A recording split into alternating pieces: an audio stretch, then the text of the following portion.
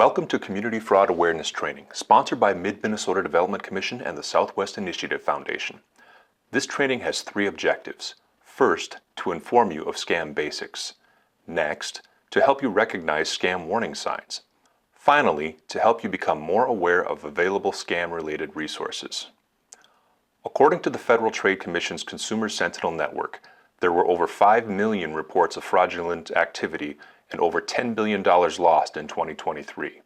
These numbers reflect only what has been reported.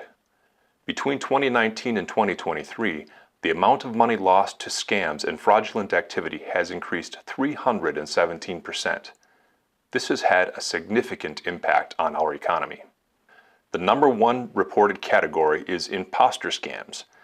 These include scams in which criminals pretend to be businesses, family and friends, government agencies, those interested in romance, and technical support professionals. So who are the scammers? Scammers could include a friend, a coworker, a stranger, or even a family member. How do scams happen? Here are some common methods. Some you may already be aware of, and others may be new to you. The first is phishing. This is a scam that is attempted or achieved through email. The scammer uses this avenue to convince you to share private information that can be used to access your money. The second is vishing. This can be done through a phone call, voicemail, or even a social media video.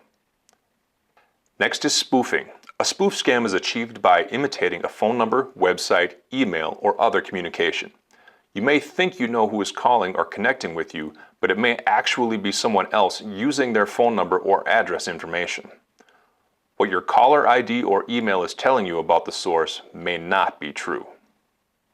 Finally, smishing. Smishing is fraud attempted or achieved via text message.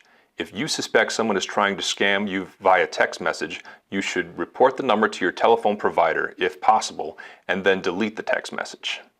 Now that you know who the scammers could be and how they might go about scamming you, it's useful to understand what they're after. First is your money. Ultimately, scammers always want things that will make them money. However, they may obtain your money by cheating you out of other things like jewelry, your property, or your private information. What scammers don't really care about but always seem to take from their victims, in addition to their money, is their victim's dignity. Scammers are good at manipulating people and causing fear.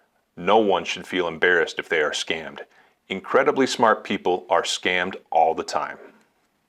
Let's talk about some things that make people more vulnerable to being scammed or cheated. Keep in mind that scammers really don't care about the age of their target, only that their target gives them what they want.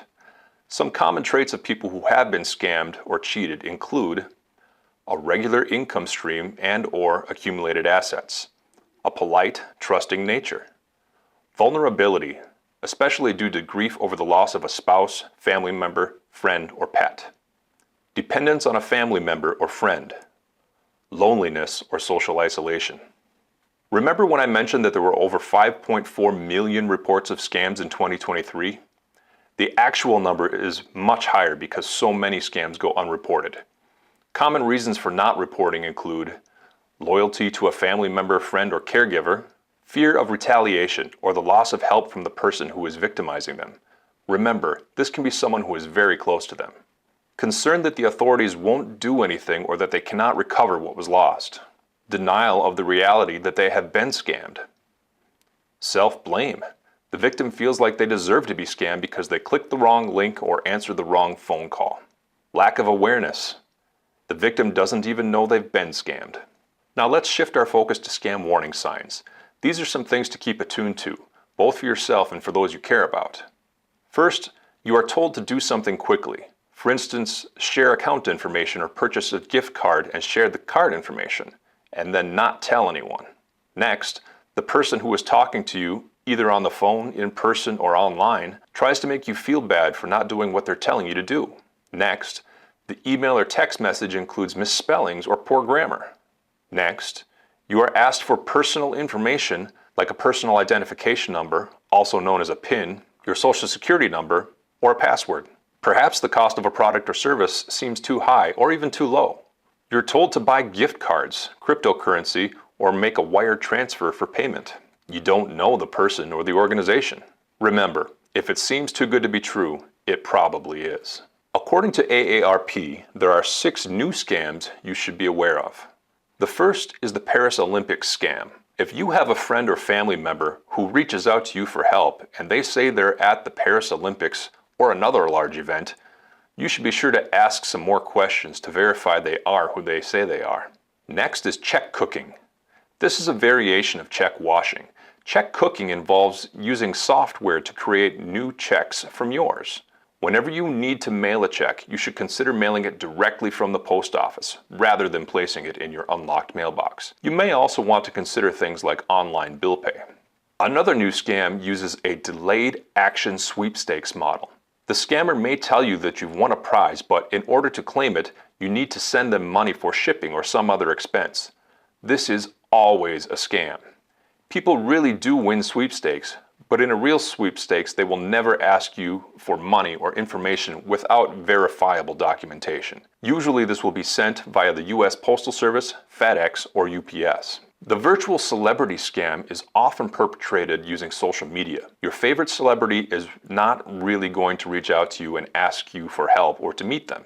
If you don't know them in real life, they probably won't reach out to you through social media. The multi-stage grandparent scam is a twist on the basic grandparent scam. This is when your supposed grandchild calls or video chats you and say they're in trouble and need money. The trouble may be legal, medical, or anything else. In the multi-stage version, in order to help gain your trust, they will have you talk with another person, like a person posing as a police officer or medical professional. They will then have you talk to a third person, usually their fictional billing office, to make payment arrangements. Always remember, there is never a situation where you can't take 5 minutes to think about what is happening.